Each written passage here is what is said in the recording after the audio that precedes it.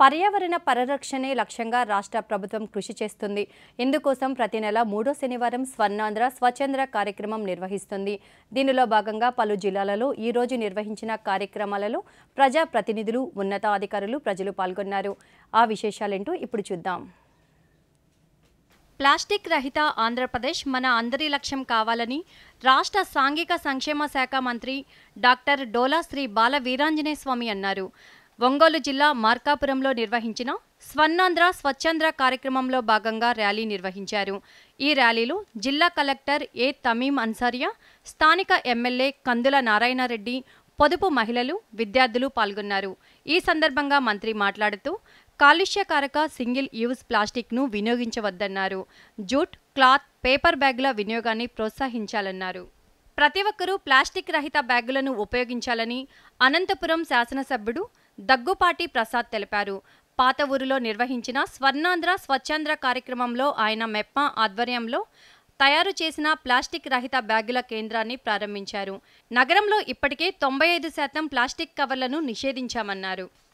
Plastic కాలుష్యాన్ని నిర్మూలించడానికి ప్రజలంతా కలిసి రావాలని తూర్పుగోదావరి జిల్లా కలెక్టర్ పి ప్రశాంతి కోరారు.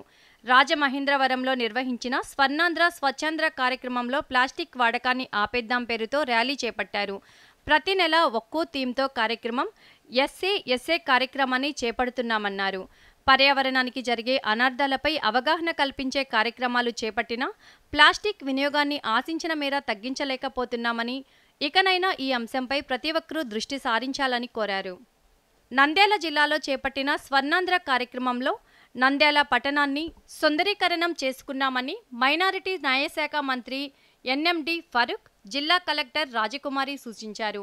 నగరంలోని పలు ఖాళీ ప్రదేశాలలో వర్షపు నీరు, మురుగునీరు పారే వీలు లేక దోమలు వృద్ధి చెందుతున్నాయని, తద్వారా డెంగ్యూ, మలేరియా వంటి విష జ్వరాలు వ్యాప్తి చెందుతున్నాయని, ప్రజలు వ్యక్తిగత శుభ్రతతో పాటు పరిసరాల పరిశుభ్రత కూడా పాటించాలన్నారు. కర్నూలు జిల్లా కొడుమూరులో స్వర్ణాంధ్ర స్వచ్ఛాంధ్ర కార్యక్రమంలో భాగంగా ప్లాస్టిక్ కాలుష్యాన్ని అంతం చేయాలని గవర్నమెంట్ రోడ్డు భవనాల శాఖ ప్రిన్సిపల్ సెక్రటరీ శ్రీకాంత్ లాల్ దండే, జిల్లా కలెక్టర్ రంజిత్ బాషా పాల్గొన్నారు.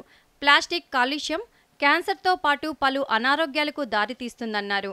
బట్ట బ్యాగులు, జూట్ బుట్టలు వినియోగించడం ద్వారా పర్యావరణాన్ని కాపాడుకోవచ్చని సూచించారు.